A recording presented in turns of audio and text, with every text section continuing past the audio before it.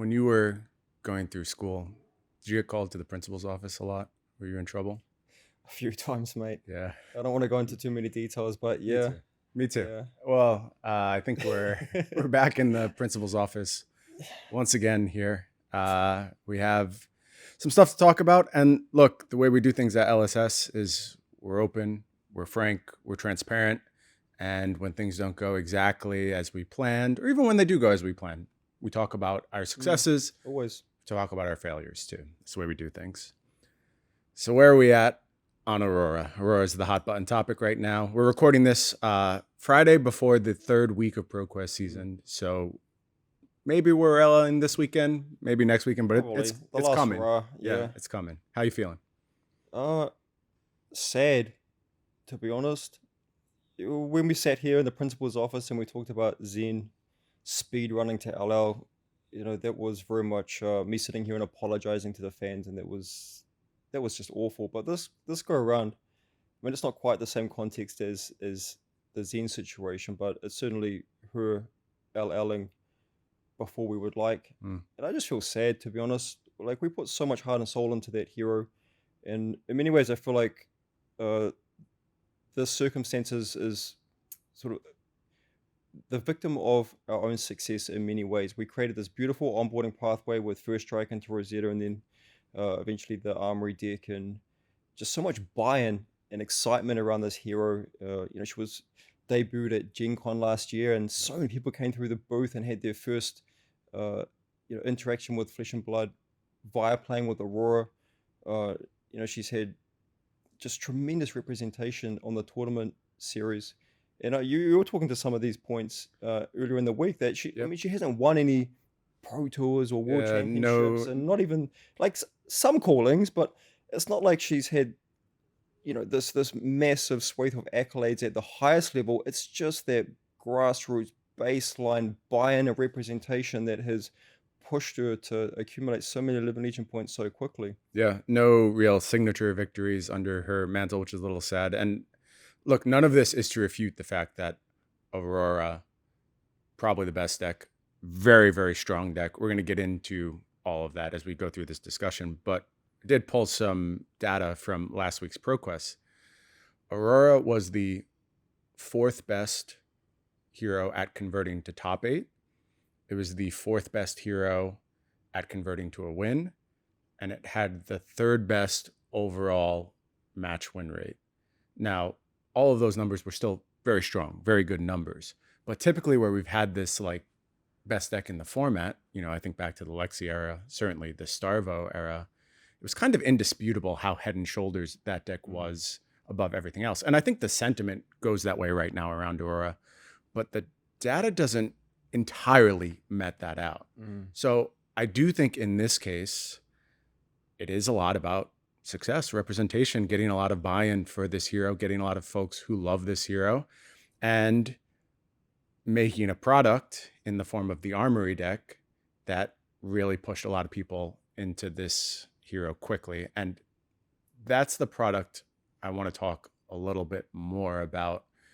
So obviously there is the overall LL of Aurora. How do you feel about the distance from the release of that armory deck to LL?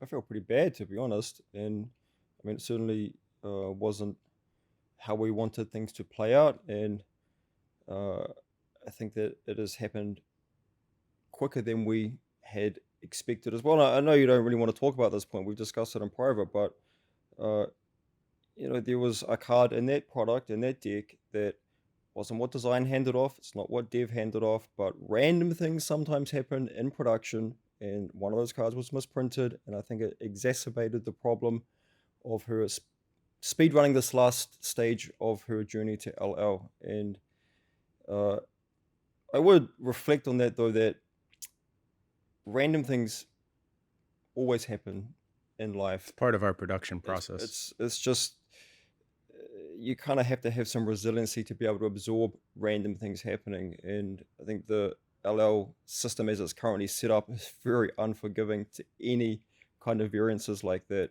So it does ultimately come back to a system problem. We'll talk about that soon. But just with the respect to the armor deck coming out and the impact it had on her performance over this last 2 months is not aligned with what we thought would happen. Yeah, no, very true. Uh, Look, I think my main reason that I didn't want to go too far into that is just we have to focus on what we can control. And as you mentioned, sometimes things beyond our control will rear their heads. But if we have good systems in place, we can get away with that. And I do think this is an issue with Living Legend. I think it's also an issue with band timings. And, we came back from the Pro Tour. We weren't even back. We were speaking about this at the Pro Tour and kind of next steps. And we know Aurora has this very, very strong performance tied with Bryan. We know this is going to come really quickly in ProQuest season. And the card we were talking a lot about was Flicker Wisp. It's very clearly on our radar. And we kind of wanted to be done with it. Reality was there was no ban window to do so. We'd have to call up an emergency ban once again, where we've kind of been doing that a lot lately. And we didn't view Flicker Wisp as a game-changing ban. We view it as one of those kind of push things down a little bit, get a little bit more breathing room, open some real pointed counterplay strategies for Aurora. And that didn't really fit with our past usage of an emergency ban. In retrospect, I think we blew this one. I think we should have just done it anyway, frankly. And, I don't like to sit here and beat ourselves up over these decisions we make, but we got this one wrong. We should have stepped in prior to ProQuest season. And all of these factors coming together, we don't do this to beat ourselves up. We do it to move forward.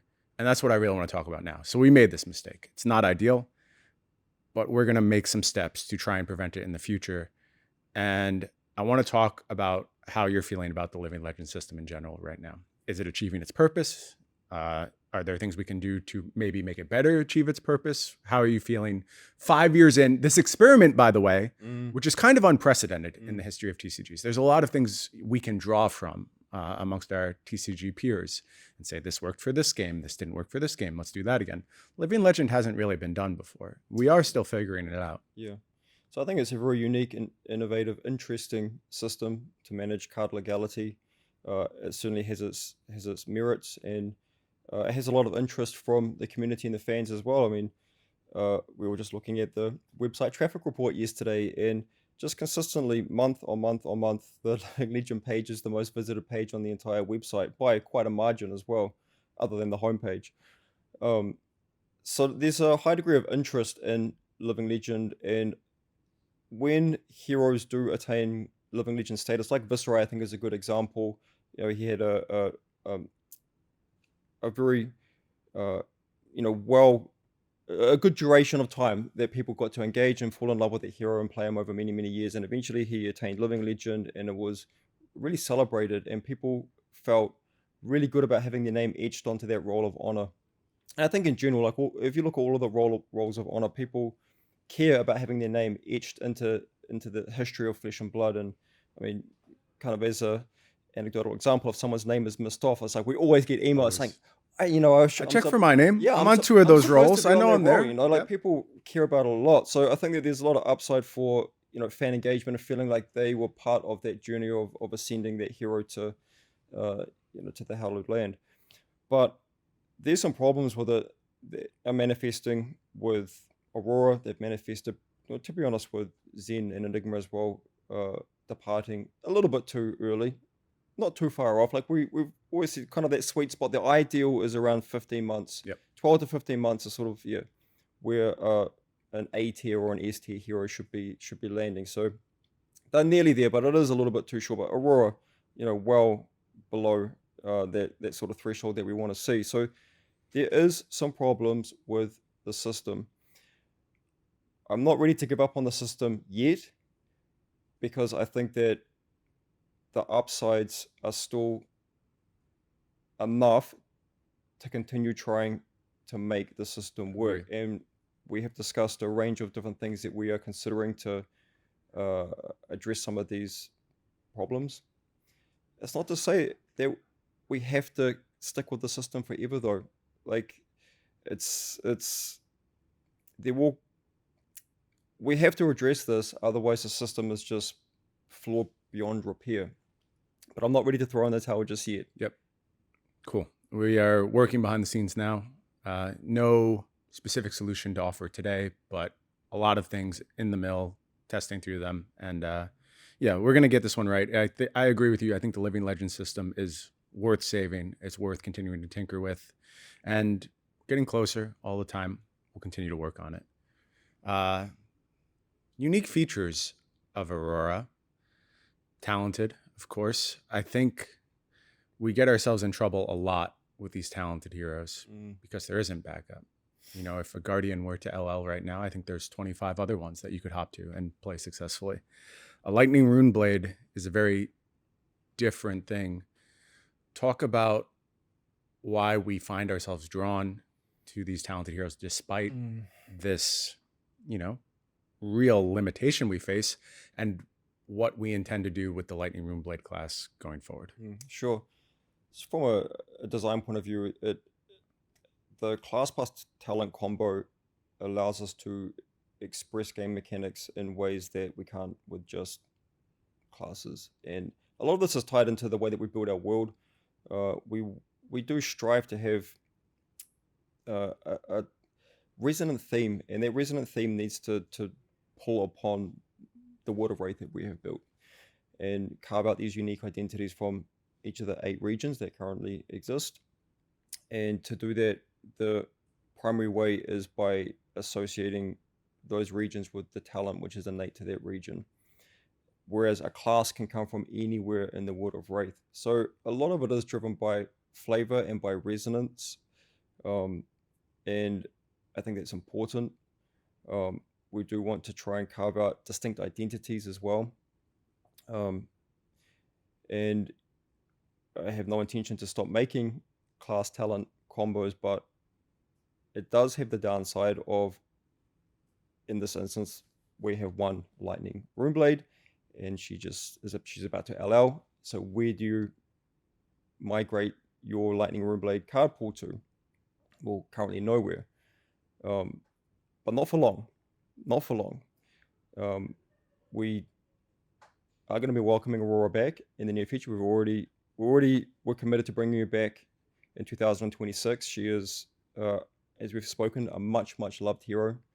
Not just the character, but the play style as well. Yep. Always intended to be brought back quickly. Always intended to be brought back quickly. So fans can look forward to her coming back in around June 2026.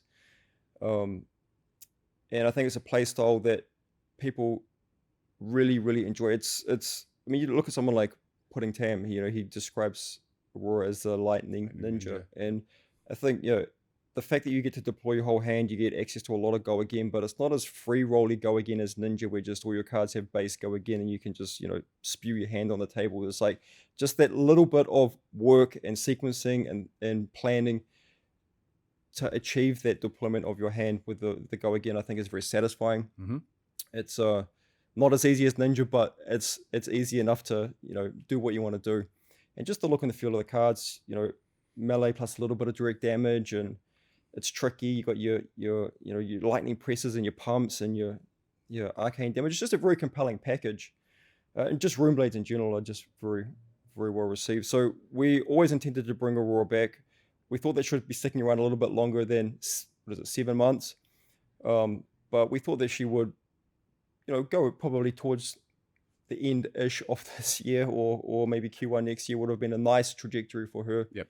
So we did want to return her, sort of half a year after she had ascended. But obviously the wait will be a little bit longer, but we can assure you that she is coming back around May, June, around the the high seas equivalent release of 2026. Yep. Yeah, and I like that we're able to offer a concrete date in this instance. This is not a Dromai situation where, sometimes we intend to do things and... Oh, I tend to do it. Dromai's coming back. Look, I know it's coming, but I've heard this for a long time, James. And all the Dromai fans out there, I never promised when she's coming back, but she's coming back. Dragons will soar again. My point is a date on the calendar is very different from this is coming back. So I hope fans can take some solace in that. As we spoke about, though, I really do think the biggest issue here is the armory deck. I think that 2 month shelf life just not acceptable.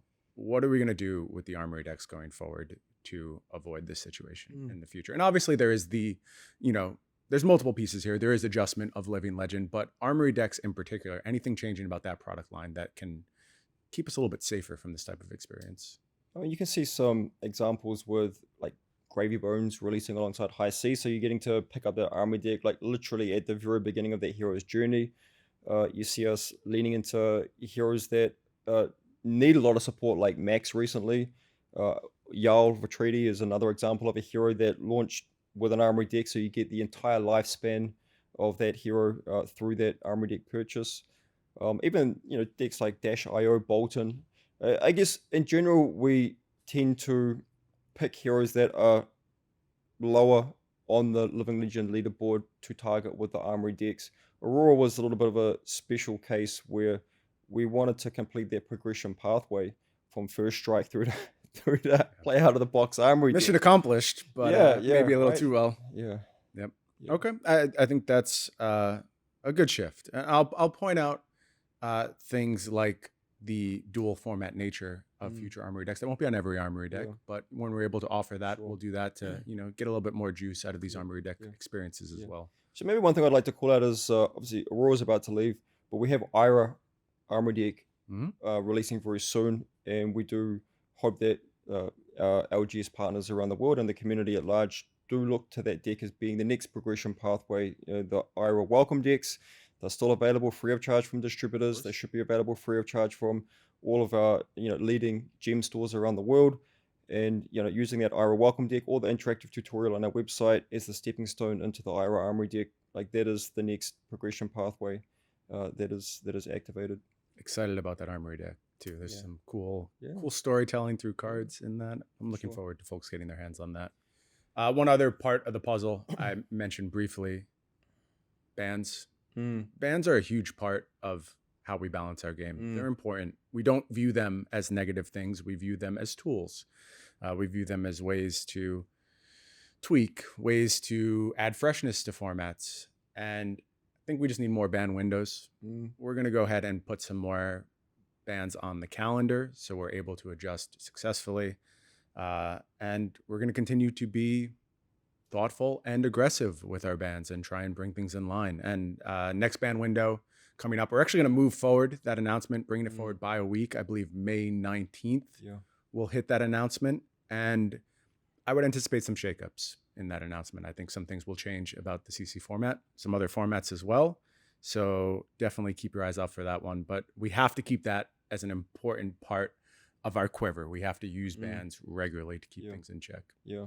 Do you want to touch on why that announcement is coming forward a week? Yeah, just give folks preparing for national season a little bit more Yeah. time. I think, they're already under time pressure with the release of High Seas Mm, so close. And that's exciting. It's an interesting wrinkle to add to the table, but I do recognize the stress of that. And I think just knowing what cards will be legal is a big part of yeah, preparing for a sure. tournament. So Yeah. let's get all the information as pushed forward as we possibly can in this instance. Sounds good. Cool.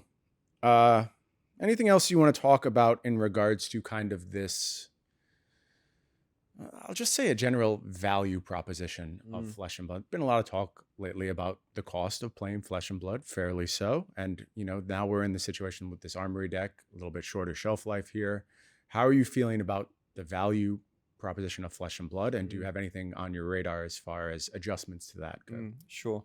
Look, it's a important topic, and right from the onset of designing the Flesh and Blood system and the Living Legend system, it was very much with uh, utility of players' collections in mind. Like there was a big driver behind Living Legend, where we have a classic constructor being a non-rotating format, but with card legality having ebbs and flows in and out of the format, and it can be tough to appreciate delayed gratification. But my long-term vision is that folks who have these Lightning Runeblade cards, they will get to enjoy and use these cards again in May next year. And I know that might seem like a long way away, but if you can just put those beautiful Lightning Runeblade cards, your Arc Lightnings, and your Skyward Serenades, and all of that good stuff. Just put it away in your box, in your collection. It's going to be good again soon enough. And other cards that maybe you have bought into for your Aurora decks, your Dyadic Carapaces, or if you've picked up a Tunic or a Crown of Providence or whatever it is, Grasp of the Arknight. These cards, they still have utility in other decks that exist in the metagame, your Florians or your Vinsets maybe, and so on. So I am very mindful about providing all of our fans, with as much utility of their collections as possible. It's really important to me, and we will continue to have that mindset going forward. When it comes to general pricing of key cards to play Flesh and Blood at a competitive level, I think there's opportunity for more high caliber reprints, and you saw that with Command & Conquer and the Hunted. I can confirm that there is another very, very high caliber card that will feature in the expansion slot of High Seas. It's another beautiful surprise for the fans yet to see. One of two surprises still in the store. I think there's a lot of surprises in High Seas still. There's one big one. There's one big one that wasn't there. There's one big one. Or you guys think that we've shown you everything about High Seas, the Lost Treasures? I mean, the Lost Treasures are pretty special, but there's still one more really big surprise in High Seas. I'm excited for folks to see that one for sure. But the reprints, you'll start to see more of the reprints in both expansion slots and in other products that are coming through, and it's it's a fine balance between respecting the investments that they've made in these cards, but also making sure that the cards are accessible for more folks to join the Flesh and Blood community, and for existing fans to be able to move into different heroes as well. Yep. Speaking of getting new folks in the community, you want to say anything about Project Blue? Any words on that? I'm going to get in trouble if I'm going to be in the other principal's office if I talk too much about that. Fair enough. Yeah, that's on the low key. Okay. Yep. Yeah. Starting to be a little bit of buzz around that. I'm sure more to hear in the future, but we'll save that for a later date. Something important there. What are you looking forward to over the next few weeks? You and I heading out to Taipei, right? Yep. We're up in Taipei. Looking forward to seeing the fans cracking those High Seas packs and discovering those secrets yet to be discovered. It's going to be fun. And we've got some great products coming down the line. It's really exciting to see yourself and the dev team just crafting some really beautiful sets coming through. So I'm excited about that. We've got the Chris Gearing taking lead design on a set that the world will enjoy next year. That's a really big milestone. Yep. Passing the baton over to Chris, long time coming. So really looking forward to seeing that one come to life. He's been cooking, man. He's got some good stuff in the tank for sure. I can't wait to share all this stuff. Look, we will continue to stay committed to this idea of transparency, getting better all the time. We're going to keep learning from our mistakes, looking to set things up in the future. But I think the future of Flesh and Blood over the next few months, very, very bright. Maybe there's one other thing that we could touch on a little bit. I know there's been a bit of chatter around ELO again. Oh, sure. Out on socials. And look, I'll just be straight up. ELO's days are numbered. ELO will be sunsetted in 2026, or as of the start of. Part of the reason why it's taken us so long is there's a lot of software engineering that needs to go on behind the scenes to actually replace it with something better. And it's been a really big investment in the studio over the last sort of 6 or 9 months, is building out that internal in-house. I think the public's starting to feel it with things like online deck list submission. And that is, you'll see very quickly all of the digital interfacing rapidly improve from mid-year. If you go and look at our website right now, it's so far below the standard of the rest of the studio, of the products and the events and that we create. And we're very mindful of that, and we're investing into that to really get the standard of our digital products up to scratch. And so there's a lot of investment and a lot of work going into that at the moment. And part of that is moving us past this era of ELO. I think it is an outdated system. Certainly, it's we don't want systems in place that incentivize people to not play Flesh and Blood. That's a bad outcome. But it will be ELO will be in place for 2025. But I promise you, it's gone. It's gone for 26. Can I just say, Thank God. I'm pretty sure I walked in the door of LSS like, "Hi, I'm Brian Gottlieb. I hate Elo," Yeah, and pretty that well has much. been my Yeah, stance yeah, for a long time. But yeah, there's these things take time, yeah, like everything else in the yeah, TCG industry, and I'm glad we're moving in that direction. yeah. I think like this is. I want to use this as a bit of an example to maybe close out here of we're in this for the long run.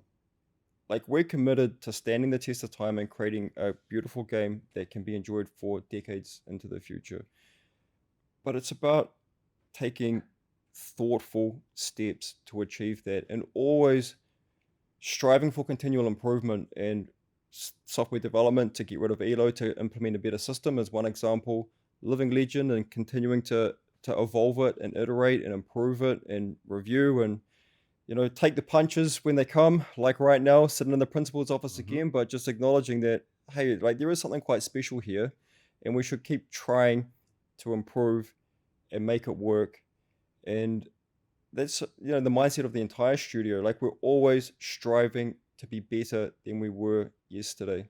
So I do hope that that the fans can uh sense that from us, that we hold ourselves to really high expectations, and we really want to do the best for the fans. And sometimes we're going to fall short, like with this instance with Aurora, but we're learning from it, and we're going to take that learning and get better. Cool. Let's get back to work.